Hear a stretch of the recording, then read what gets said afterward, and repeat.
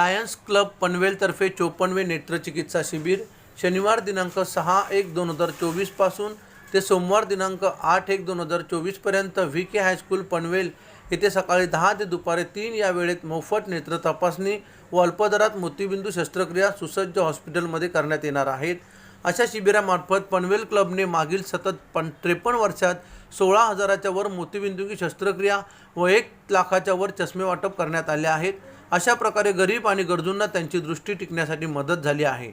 यंदाच्या वर्षी पनवेल लायन्स क्लबचे 54वे नेत्र शिबिर आयोजित केले आहे। सदर नेत्र चिकित्सा व शस्त्रक्रिया शिबिर शनिवार दिनांक 6 जानेवारी 2024 पासून सुरू होणार आहे। VK हायस्कूल पनवेल येथे नेत्र तपासणी होईल व रुग्णांची निवासी व्यवस्था येथेच करण्यात आली आहे। त्याच दिवसापासून सुसज्ज हॉस्पिटलमध्ये अत्याधुनिक पद्धतीने तज्ज्ञ डॉक्टरांमार्फत योग्य रुग्णांवर शस्त्रक्रिया अल्पदरात करण्यात येणार आहे। रुग्णांची डोळे तपासणी करून गरजूंना अल्पदरामध्ये चष्मे देण्यात येतील। शस्त्रक्रिया करण्यालायक रुग्णांची राहण्याची, जेवणाची, औषधांची व इतर सर्व व्यवस्था पनवेल लायन्स क्लबतर्फे करण्यात येणार आहे। रुग्णांनी कपड्यांव्यतिरिक्त इतर कोणतेही सामान बरोबर आणू नये। येताना रुग्णांनी रेशन कार्ड व आधार कार्ड व त्याची झेरॉक्स प्रत सोबत आणावी। पनवेल लायन्स क्लबने 1 जुलै 2023 पासून 43 मोतीबिंदू रुग्णांवर शस्त्रक्रिया केलेली आहे। नोव्हेंबर व डिसेंबरमध्ये विविध ग्रामीण व आदिवासी कातकरी भागातील नेत्र शिबिर आयोजित केले होते। त्यामध्ये अल्पदरात चष्मे वाटप करण्यात आले। नेत्र शिबिरात जवळजवळ 160 मोतीबिंदू असणारे रुग्ण आढळून आले आहेत।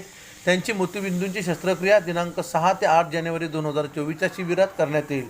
पनवेल लायन्स क्लबचा यावर्षी 250 ते 300 मोतीबिंदू या शिबिरामार्फत करण्याचा मानस आहे।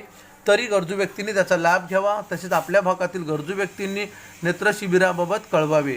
नाव व नोंदणीसाठी अधिक माहितीसाठी खालील मोबाईल नंबरवर संपर्क साधावा।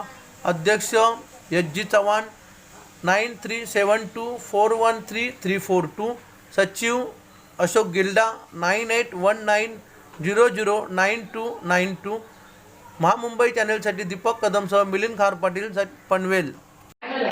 ते तुम्हाला चष्मा येताना परत चेक करणार प्रॉपर भरलाय की नाही। तुम्हाला चष्मे फ्री दिले आमच्या वरच्या अधिकाऱ्यांना ते समजणार। पण त्यांच्यावरती यंत्रणा आहेत ना, त्यांना पण दाखवायला लागेल लाभार्थी कोण आहे। लाभार्थी त्यांनीच पाहिजे, त्यांना कुठं माहिती लाभार्थी कोण आहे। म्हणून तुम्ही तिथे जाऊन चष्मा घ्यायचे, काही पैसे खर्च करायचे नाही। वेळ द्यायचा तुमच्याकडे आहे या, ठीक आहे। हे झालं एक।